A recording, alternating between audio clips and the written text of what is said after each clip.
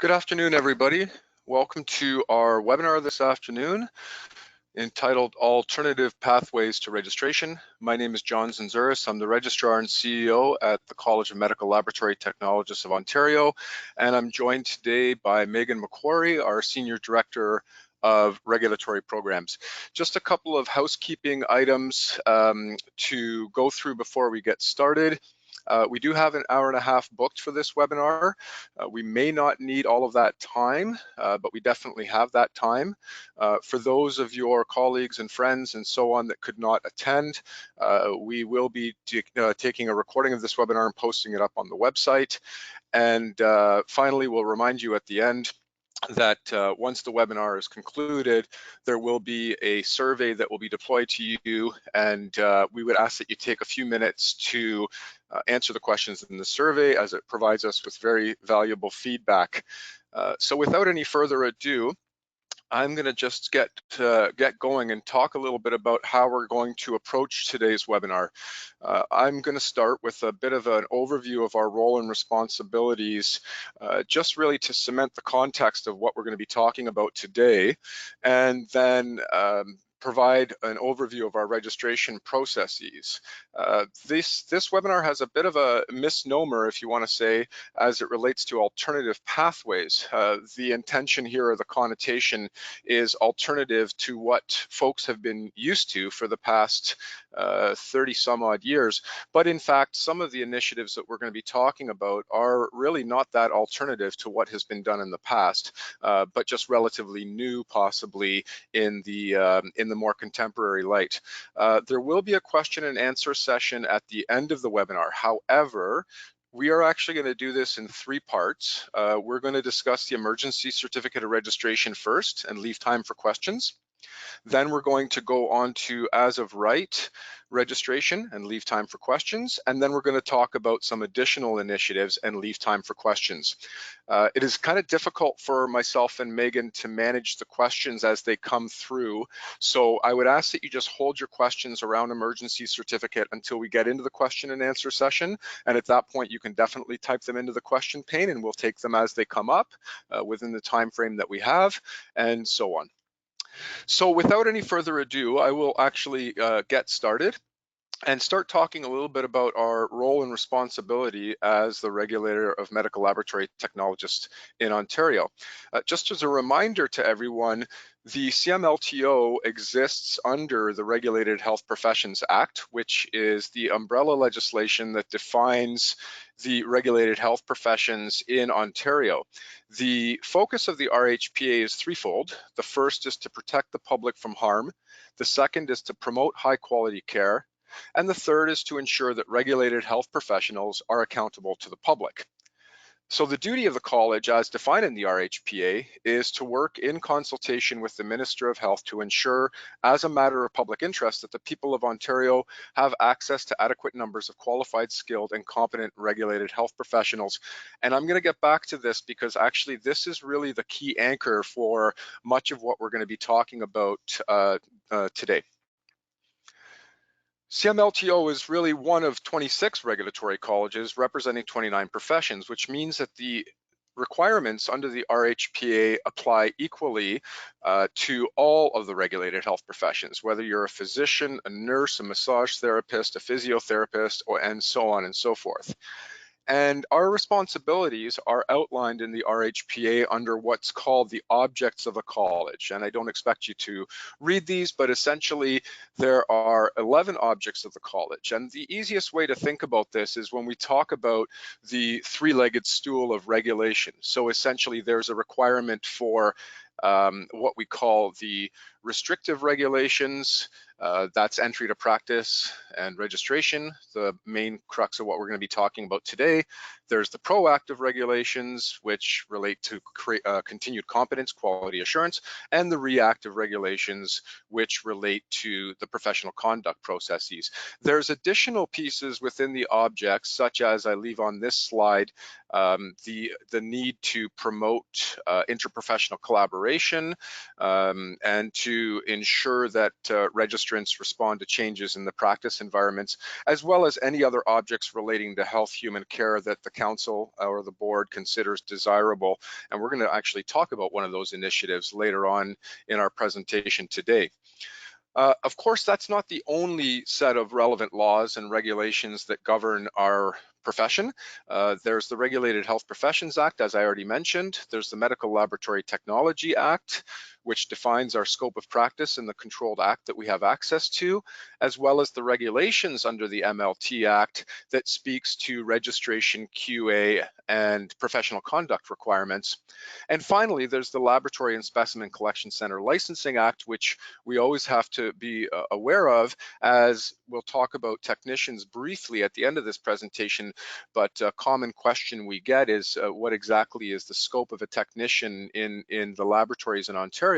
And the Laboratory and Specimen Collection Center Licensing Act is really the only place in law where technicians are defined at the current time. So I want to go back to this, our duty under the college. And when we're talking about the duty of the college, this is something that myself and the board of directors has been talking about for the last year or so.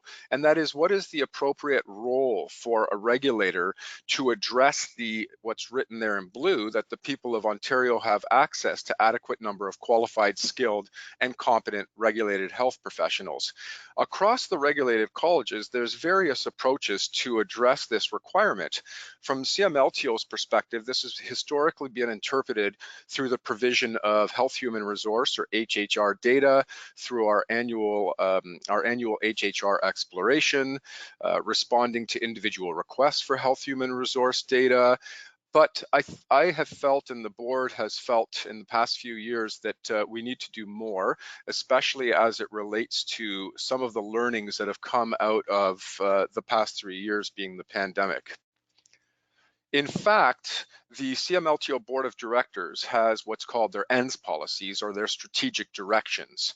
And the strategic directions of the college are currently coming to a close for the last cycle. And the board very recently, just in the last 2 weeks, approved the strategic directions for the next 3 to 4 years. And while that information is, it's not publicly available in the polished sense, although the board meeting materials are publicly available online, one of the strategic directions that was added this year was that medical laboratory professionals with alternative credentials are regulated such that they practice safely, effectively, and collaboratively. And so now we actually have a direction from the board to move forward with this, and some of the initiatives we'll talk about today, in fact, all of them, directly relate to this strategic direction. So in summary, again, the CMLTO exists for the public's right to safe, high quality healthcare through self-regulation and leadership of the profession. And again, just to reiterate that we regulate this, the profession in the public's best interest. And I just want to pause here, because whenever I do presentations, I always pause here just to remind folks that really our role in the healthcare system is about public protection. And there's a lot of thinking right now around what does that look like as a progressive regulator, to be proactive versus reactive. But a few things that we are not are advocacy organizations is one of them. So we still find that there are registrants out there that believe that the regulatory bodies are in a place to advocate for salaries, for what have you, and that is clearly not the role of the regulator. However, when we're talking about a proactive approach to regulation as it relates to health human resource supply and demand, it does require us to very clearly collaborate with external bodies, including professional associations and educators, and small a, advocate on behalf of changes that need to be made to go back to that duty that we have to ensure that the public of Ontario have access to adequate number of MLTs. And this is what I spoke about earlier in terms of kind of the 3 streams of our regulatory approach. The restrictive regulation, which is the registration and credentialing, the proactive regulations, which is professional practice and quality assurance, and the reactive regulations, which are the professional conduct processes. But layered on top of this now is this concept of proactive approaches to statutory regulatory obligations. And what that means in terms of a proactive approach is really evolving regulatory approaches, programs, and processes to meet the needs of the public, employers, and registrants, aiming to address systemic issues and prevent professional practice issues from occurring through the application of a risk-based lens to regulatory approaches across the spectrum. So up to now, when we talk about proactive regulation, the connotation of that language has really been limited to quality assurance. But this is a philosophical approach to regulation, where if we can take a look at either individual risks coming out of professional practice feedback, the complaints processes, or systemic processes, what is the role of a regulator to proactively deal with these to ensure that we're meeting the requirements of us under the Regulated Health Professions Act? So I'm going to just talk briefly about the registration processes before turning it over to Megan to get into the first main topic, which is the emergency class of registration. So as noted, our registration requirements are defined under the Medical Laboratory Technology Act. There's a regulation called Ontario Regulation 20794. So this is written in law. And they are a set of requirements that have been passed by the self-regulated profession itself and have been passed into law by the Ministry of Health. Regardless of whether you're Canadian or internationally educated, there are very, very similar requirements listed in the registration requirements and the registration regulations, or substantial equivalents to those. So I'll just talk about those very briefly. These requirements include graduation from an accredited program or equivalent, and in the case of internationally educated applicants, a prior learning assessment to assess the equivalence of their education overseas to Canadian educational standards, the successful completion of an entry to practice exam. In our case, we rely on the Canadian Society for Medical Laboratory Science for both the entry to practice exams for the three streams we'll talk about in a moment, as well as for prior learning assessment. And this is an important point when we go and start talking about emergency registration, that we rely on a third party for a very large part, or a very key part, let's say, more importantly, of our registration requirements. Proof of active engagement or successful completion of a refresher course or courses. The idea here is your knowledge up to speed? Is it current? That's the currency requirement, so to speak. Proof of language fluency, which in the case of individuals graduating from accredited programs is met by virtue of that. For internationally educated, I won't get into it, but there is a language fluency policy that we have transparent on our website. And just a couple of more housekeeping issues, proof of eligibility to work in Canada and the completion of a criminal records and judicial matters check, which is something that is common across all regulators. We also have labor mobility applicants, and this is going to come into play when we start talking about the as of right regulations. These are essentially individual MLTs registered in another jurisdiction in Canada that is regulated. This is ultimately, at the end of the day, a legal requirement across Canada under the Agreement for Internal Trade and the Labor Mobility provisions. So every regulator in Canada, for MLTs and otherwise, have a requirement to limit the barriers, and in fact, try to have zero barriers of interjurisdictional mobility. So in the case of somebody who's applying, let's say from Alberta, to come and work in Ontario, they simply would submit to us their proof of active engagement or their refresher courses, their proof of eligibility to work in Canada, their criminal records and judicial matters check in the local jurisdiction, and a letter of standing from their current regulatory body, and they move into the registration process successfully and move forward from there.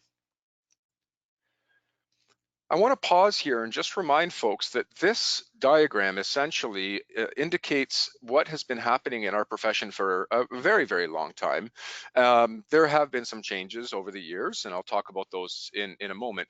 But the general concept here is essentially that we have a competency-based profile that defines the competence expected for a certain group of individuals. And that competency profile in our case comes from the Canadian Society for Medical Laboratory Science. It defines the competencies for the general MLS, the clinical genetics, and the diagnostic cytology stream. By going into those educational programs, you learn about certain topics. Let's start calling them specialties, because that's a good transition to where this goes next. And of course, in the general MLS programs, you're looking at biochemistry, hematology, histology, transfusion, and so on and so forth. Clinical genetics is cytogenetics and molecular genetics. And of course, histology or cytology is cytology and histology. Again, some of these have changed over time. In fact, in my case, when we talk about alternative pathways to registration, when I graduated from the Michener Institute, I graduated from the molecular genetics program, and there was no examination for molecular genetics at that time. A few years ago, due to labor market need and demand, the specialty of histology was added to the diagnostic cytology program. Ultimately, when folks finish these streams, whether internationally educated and determine equivalency and move forward from there, the requirements under the regulations are that ultimately they pass an examination as part of their requirements. And then from there, they move on to registration with what we call, the language we use internally, as authorization to practice in prescribed specialties. And I put this up here, again, most of you are very well aware of this, but I put this up here because we're going to get back to this in a little while when we start talking about alternative pathways to registration. So at this point, I'm going to pass it over to Megan to talk about the emergency class of registration. Thank you, John. All right, so for emergency registration or emergency certificate of registration, this really came about as the pandemic added some further pressure to the healthcare system, and it really did shine a light on the need to increase the number of many different healthcare professionals, including MLTs. As you're well aware, during the pandemic, the Ministry of Health used different methods and directives to allow them to respond to those changing needs throughout the pandemic. You may recall that there were different directives that allowed professionals to work outside of their typical scope of practice, and this included also redeployment of practitioners to different areas of the healthcare system. And again, in response to the pandemic, the ministry introduced a piece of legislation that's called the Emergency Preparedness Act. And this had 3 key changes which impacted and affected regulators across the province. So here at the CMLTO, we were affected, as well as all the other 26 health regulatory colleges. And these changes included the removal of Canadian experience as a registration requirement. So this really wasn't applicable to us here at the CMLTO because we don't have the Canadian experience requirements in our regulations, but other healthcare professionals and professions do. The changes also included the alignment of language fluency requirements to allow for examinations accepted under the Immigration, Refugees, and Citizenship Canada. And then lastly, it introduced what I'm talking about right now, which is a new emergency certificate of registration for all healthcare regulators. So as John's mentioned, our mandate here at the college is public protection, and I think it's really important to pause and highlight the public interest rationale for both the emergency certificate of registration and the as of right changes that have come through. So as it relates to the emergency certificate of registration, again, it's intended to ensure that there's an uninterrupted supply of MLTs in Ontario when an emergency has been declared by the CMLTO's Board of Directors or the Ministry of Health. So an emergency means that there is a significant interruption to the normal registration processes that we use here at the college to register applicants. If all of our routine processes for registration at the college are still operational and still operating as intended, then an emergency wouldn't be declared. So again, the purpose is to ensure that the public always continues to have access to MLT services, even in emergency situations. Next slide, please. So for some more detail about what is an emergency. So our board recently defined what that emergency would look like. So it includes when it's in the public's interest to issue those certificates in the emergency class, if there is a significant interruption to the registration pathway, and if there is a lengthy delay due to the college's ability to process applications. So again, all of these boil down to whether or not we can timely and effectively register applicants as MLTs in the province of Ontario. So it's important to note that these situations focus on the college's ability to process those applications and meet all of the registration requirements that are outlined in legislation. And this verse is in contrast and not the same as employers or local issues with hiring or recruiting MLTs. So the emergency certificate is only available when the CMLTO Board of Directors or Ministry declares that emergency, not when it's an emergency in a specific employment setting. So it considers the requirements of the entire province of Ontario for accessing MLT services. And while we completely understand that there's local challenges with onboarding of new MLTs or recruiting them at different employment settings, that's not the purpose of the certificate, the emergency certificate of registration, and it won't be used in that way. With the definition of what an emergency is, as defined by the board, which is a significant interruption or disruption to normal CMLTO registration processes, I wanted to describe the specific requirements as it relates to the emergency certificate. So again, it's only available for people to apply for when the emergency is declared by the Ministry of Health or the Board of Directors. So the option to register as emergency is not even available until that occurs.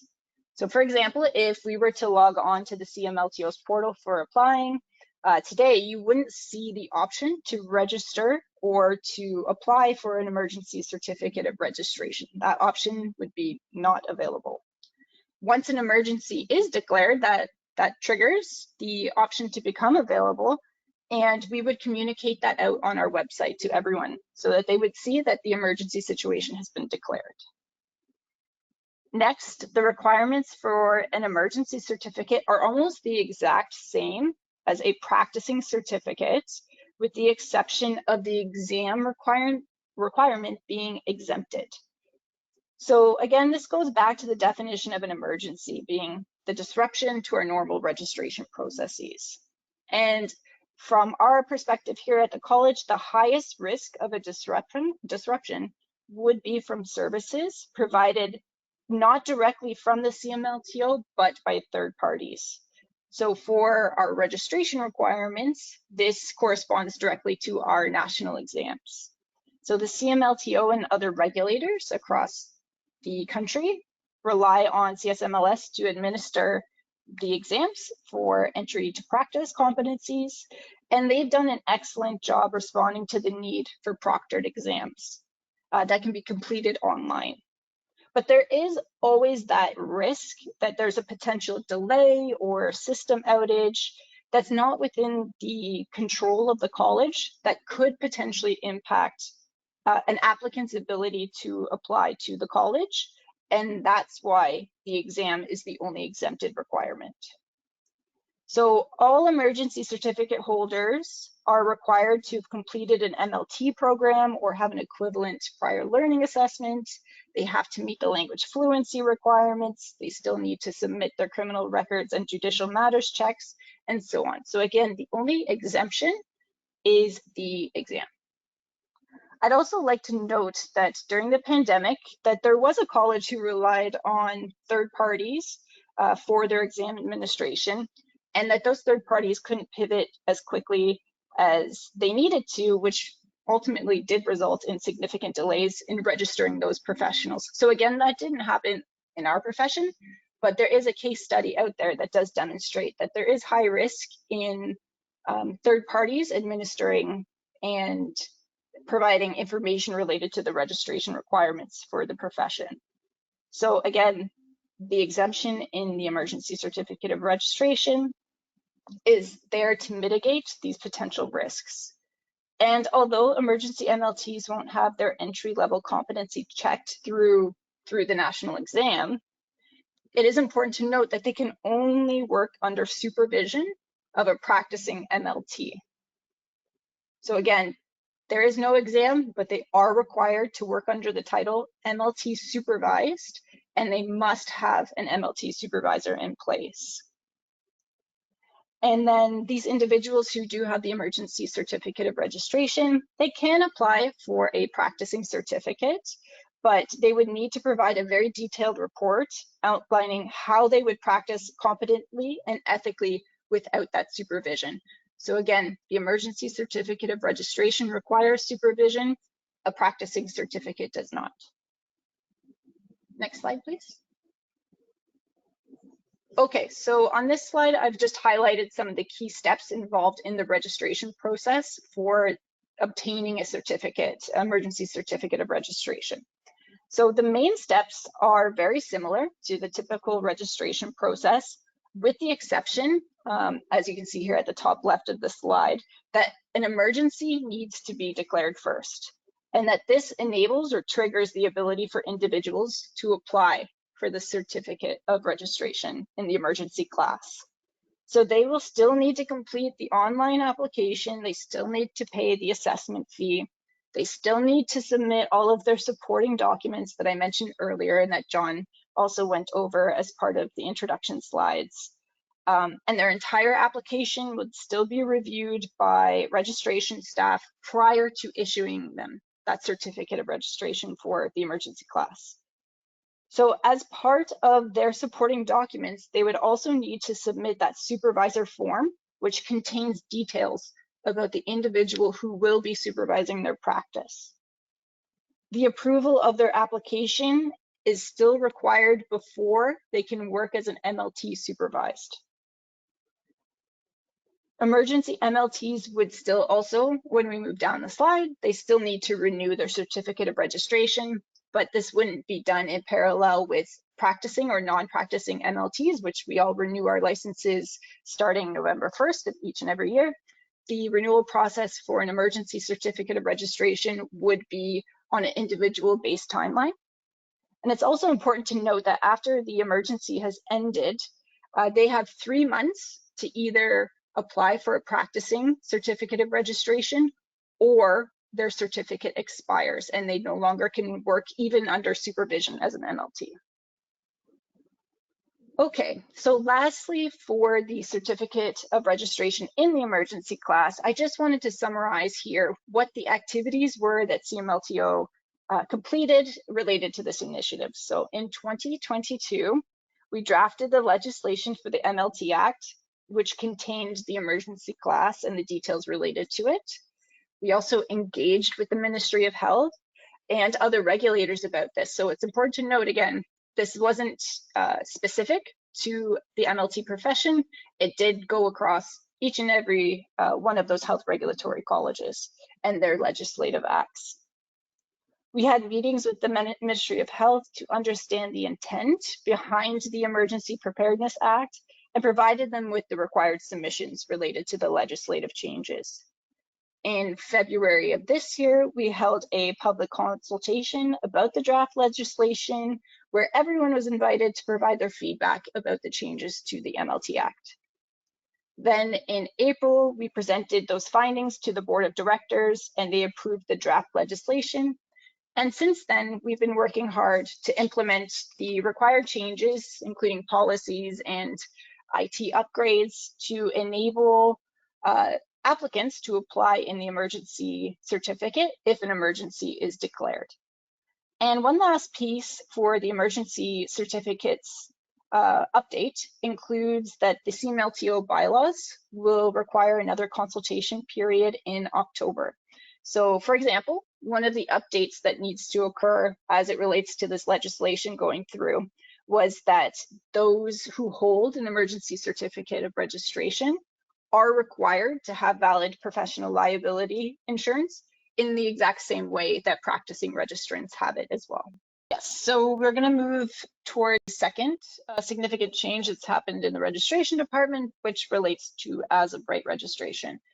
So again, just looking at the history of how this came about, the as of right legislation, or the Your Health Act of 2023, it was introduced to enable individuals who are registered in another province the ability to practice immediately once they arrive in Ontario.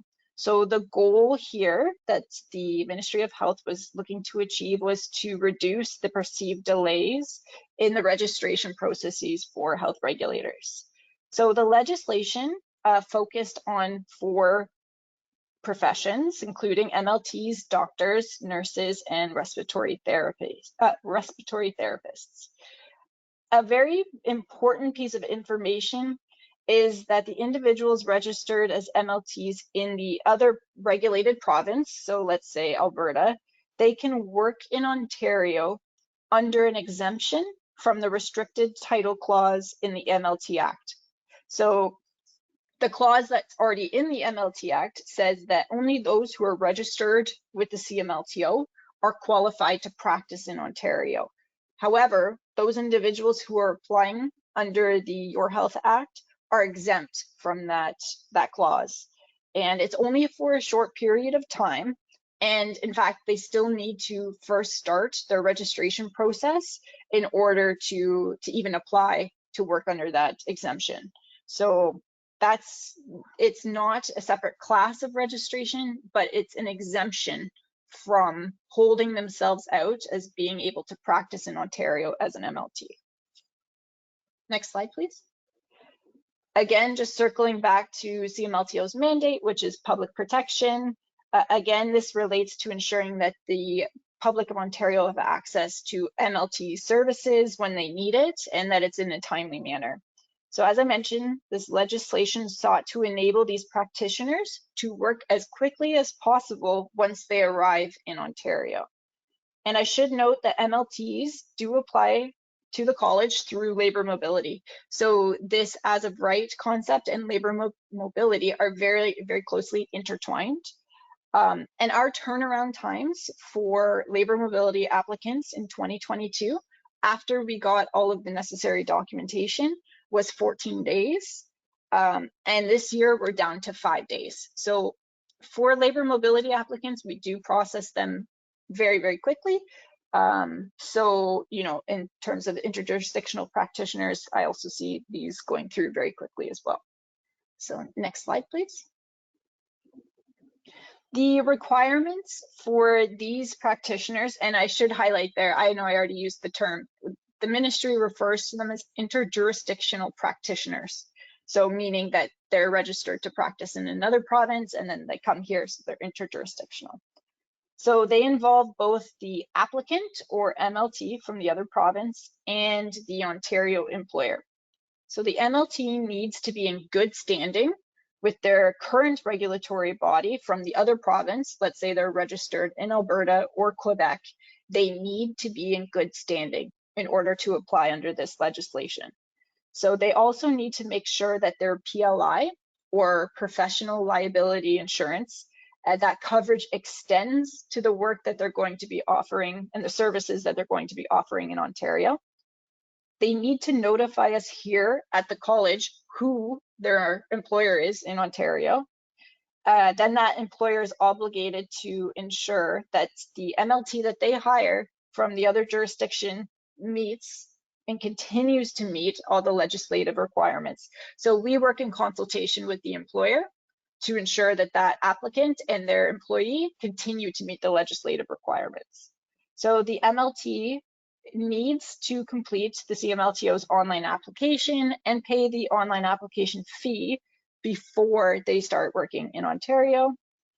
And then they have up to 6 months to provide all the necessary documentation. So the documents are exactly the same as a labor mobility applicant, and their documents would include eligibility to work in Canada. It would also include their proof of active engagement. So again, that could be completion of refresher courses. It could be an employment letter from the current province that they're working in. It could be recent graduation from an MLT program. So those are different forms of active engagement. They still need to do a criminal record and judicial matters check. And then finally, they still need the letter of standing from their current regulatory body. And again, all of those documents need to be submitted within 6 months. Again, the process here aligns with the typical application requirements or steps in the registration process, with the exception that these MLTs, who are MLTs in another province, they can be hired in Ontario and start the application at the same time.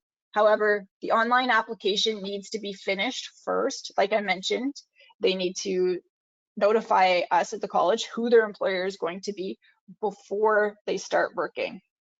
So these practitioners need to inform the college about who their employer is, and we would consult with that employer to provide them with assistance and support to ensure that that MLT continues to meet the things that they need to meet under Ontario Regulation 198/23.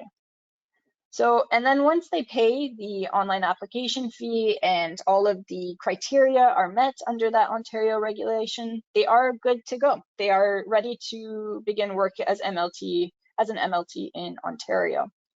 From that day, they would then have 6 months to provide all of their supporting documents to us at the college, and we have a form for them to do that, just like we do with all of the other applications that come through. And if they're approved, they continue on. They would just start working as a practicing MLT. But it's important to note, and this is the catch at the bottom of the slide, it says, if at any time they fail to meet the criteria that's listed in the legislation, if after staff or the registration committee have reviewed the application and it's denied, or if they don't meet the requirements of the Ontario registration regulations, those requirements listed in legislation, they are no longer exempt from the restricted title requirement in the MLT Act. So what that means is that they can no longer hold themselves out as or work as MLTs in Ontario, and they need to cease working immediately. And that means for people who don't follow the restricted title requirements, if they're no longer exempted, it can be a fine up to $25,000 for the first offense, and then it can be up to $50,000 for every offense after that. So again, the as of right legislation allows for an exemption in the MLT Act under the restricted title, and that's how these individuals are allowed to work in the province. However, they have to be actively pursuing registration with the college, and it needs to be completed within 6 months. And to summarize our actions that we did here at the college as it relates to the as of right legislation, again, we consulted with the Ministry of Health and our board about the changes in the introduction of a new Ontario regulation under the MLT Act. We made a submission to the Standing Committee on Social Policy about this topic. There was no, in comparison to the emergency certificate of registration, the as of right changes did not impact or change the CMLTO bylaws, which meant that we weren't required to have a public consultation about it. If it did change the bylaws, then of course we would be required to have a 60-day consultation. The change was done through the creation of a new regulation passed by the Ministry of Health under the MLT Act. There used to be just the two, which was the general and the professional misconduct regs, but now there are three. And then lastly, we reviewed our processes to make sure we can understand who is applying under this legislation and monitor their application to ensure that they supply all the necessary documentation within the 6 months that they're required to under legislation, but also so that we can support the employers who are hiring these individuals and give them, counsel and advice as it relates to their work here in Ontario. And it also enables us here at the college to work with employers to identify if there's any questions or concerns about an interjurisdictional practitioner's practice when they are here in Ontario. So when we do work in consultation with the employer, we can all work together to protect the public of Ontario. Pathways, again, I want to be clear that that concept of alternate pathways is not meant, and I want to underline, is not meant to describe a race to the bottom, i.e. a watering down of the registration requirements such that individuals are circumventing the level of quality expected from entry of practice. That is first and foremost the primary thought of anything that we do and anything that I'm going to talk about right now, and I will mention that a few more times because it's a very, very, very important point to remember. One of the other ways to get registered, and this is not new, I just want to remind folks of this, is through our registration committee. So in fact, enshrined in the RHPA is the provision that if an applicant applies for CMLTO registration and they do not meet all the registration requirements, then it is the registrar's well, it's my duty to really register them through the registration committee, to forward them to the registration committee for the registration committee to review their case. In that case, what happens is the registration committee, which as a reminder is made up of both professional members as well as board members, so board members that are professional members, non-board committee members that are professional members, as well as public members from the board. So we have a tremendous amount of representation and a good cross-section of representation, bringing forward lots of different viewpoints. And in that case, what happens with the registration committee is they follow a process where they actually look at the various parts of the application and determine whether or not they meet the registration requirements, and if not, is there substantial equivalence? And this is a really, really important concept.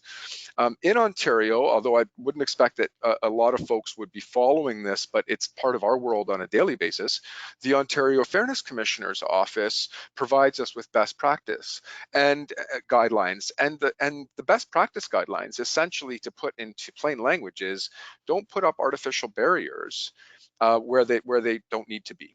That doesn't mean decrease the quality of practitioners coming into the profession. That's not what that is meant to entail in any way, shape, or form.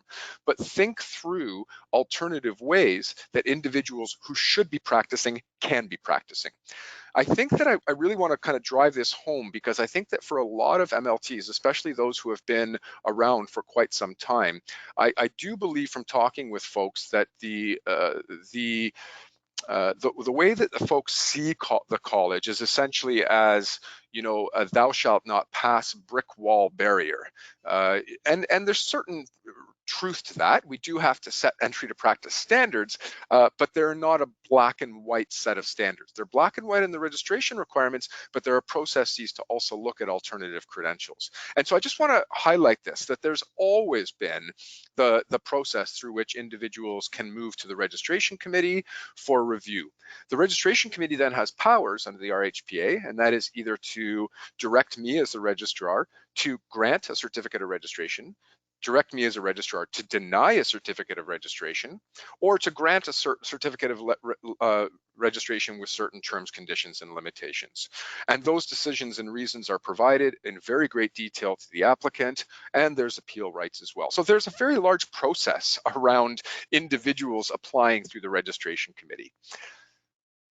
The second thing that I think is important to note in terms of going back to the concept of, you know, looking at the supply, demand, and the health human resource needs is since 2009, the college, at the direction of the board of directors, has been actively pursuing the regulation of medical laboratory assistants and technicians. And again, that is because based on information that the board has received, they feel that that is a public safety risk. And as I mentioned at the start of the presentation, actually under the RHPA, the board has made this a public interest initiative. This is a whole other presentation that actually we did last week. And in the coming weeks or so, there will actually be a recording of that webinar put up on our website. So if you want to learn more about the regulation of medical laboratory assistants and technicians, keep an eye on that. But in terms of going back to this concept of our duty as a college to ensure that the public of Ontario have access to adequate number of competent health professionals, this is something that we've been working on for quite some time as well. At a national level, and this speaks to a couple of the questions that came up about single specialty. So I'm just going to pause here for a second and talk a little bit about single specialty, because again, there's a long history here, and I've been around for long enough to know that long history. And the narrative or the story there is essentially that way back in the day, as we would say, there was an ability for individuals to get subject-specific certification and subject-specific licensure or registration with the college. The movement towards generalist examinations and therefore generalist pathways, as I mentioned when I showed that slide about the various pathways, those are the typical pathways. A vast majority of our applicants go through that type of pathway. Was to move away from the specialist and move towards the generalist. In the past few years, however, the regulators across Canada, again, as a result of a whole bunch of things, an aging demographic, age-based attrition or retirement, the needs coming out of COVID, and so on and so on and so forth, have seen the need to really deal with that extra 5%. And what I mean by that is the vast majority of our applicants follow a certain path, and it's that path I spoke about earlier. But we see more and more the need from laboratories as well as from individuals for individual authorization to practice in one specialty or more, but usually one specialty. So all that to say, CMLTO is one of the regulated health professional colleges that's part of the Canadian Alliance of Medical Laboratory Professionals Regulators, and CMLPR, as we are called, is a national alliance that's really looking at what are some of the things that we need to deal with across Canada. And this is an issue that's being felt across Canada. So the issue here, as I mentioned, is that applicants for registration with authorization to practice in a single specialty have no clear path through which to do so. So CMLPR had applied and successfully was granted a federal grant to take a look at this. And that's culminated in two projects that are currently underway. The first is an online portal for internationally educated MLTs, but also for Canadian educated applicants whose education does not currently qualify them through the current process. Again, there's more information on the CMLPR website. I don't have time to get into it in tremendous detail, but the outcomes of the project essentially will be the definition, and I'm keeping it very brief here, the definition of competencies for each of the specialties and pathways to move forward and meet registration requirements for each of the specialties.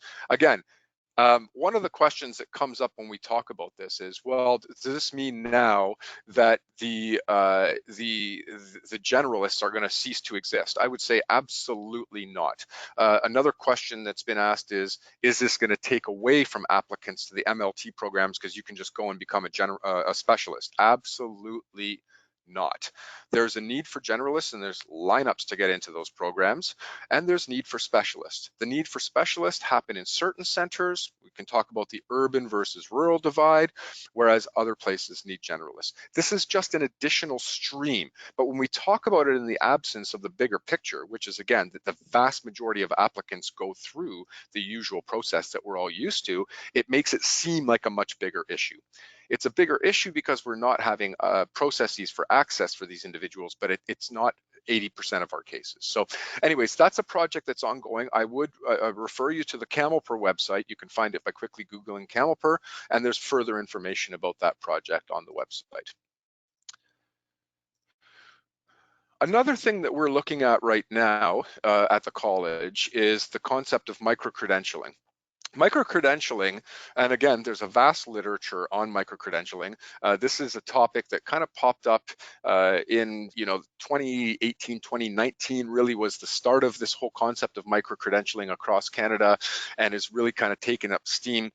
The concept behind micro-credentialing is essentially being able to fill a skills gap or a competency gap amongst individuals who are looking to fill that gap, or that the health human resources in the sector require that certain skill set.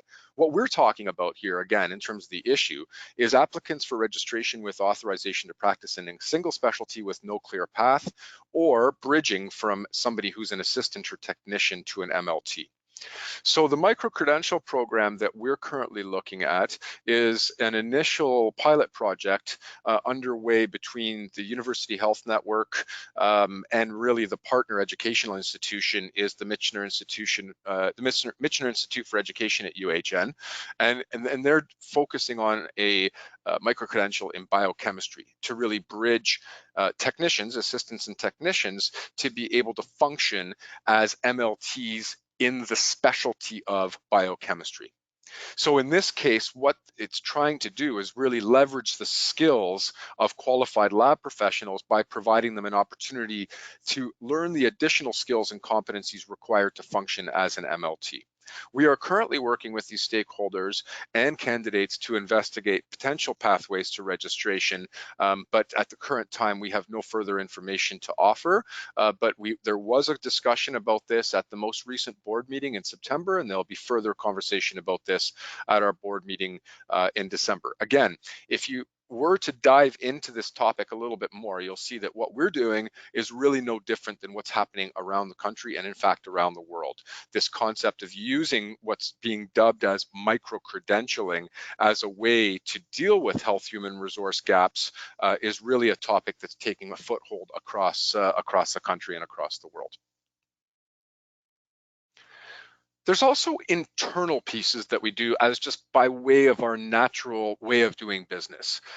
For example, in terms of industry research, we're looking at ways in which education examinations, experience requirements can be met in alternative ways to the registration requirements. And again, that's just some research to try to inform us when we see these opportunities such as micro-credentialing or the Gateway Project, that what do we need to have in place? And how does that link with the regulatory requirements? Because we have to be cognizant of the regulatory requirements. And again, you'll notice I said have to link with the regulatory requirements. That's a very, very different approach. That's a proactive regulatory approach where we are coming forward and saying, okay, the registration regulations don't need to be a barrier. How can what you're doing work with those, and how can we work within those and still meet the underlying precepts of them, which is high quality, safe practitioners. We continue to share information about job postings on our social media accounts to support employers' recruitment efforts, and that's again an initiative to support the ongoing health human resource needs to the province. We share information by presenting at various MLT programs around the province. And we're actually going through our website right now and undergoing a revision, not just in terms of the look and feel of it, but also in terms of content to make sure that we have the best information shared about our registration requirements. And finally, staff internally continue to review the current online application system to identify challenges, implement changes to make the processes faster and easier for applicants while still meeting the legislative requirements by law that we need to meet in terms of data capture. So in terms of concluding remarks, I want to go back to our duty. And the duty is really to ensure that the people of Ontario have access to adequate number of qualified, skilled, and competent regulated health professionals. The examples that we have provided today come from a couple of different streams. The first two examples, which are emergency class of registration and as of right regulation or as of right registration, were really ministry or government initiatives that were brought forward to the colleges that we implemented, and they're brought forward for good reason, as articulated in our presentation. The other pieces that we're talking about are really that proactive piece of looking at our registration requirements, and again, not watering down the registration requirements, but finding, are there other ways that individuals who should be practicing as MLTs can be practicing as MLTs? So thank you very much for your time and interest today. Today, what we had hoped to cover, as I mentioned, was a little bit about our role and responsibilities, discuss our registration processes, and of course, talk about the various pathways for registration and the college's actions around them.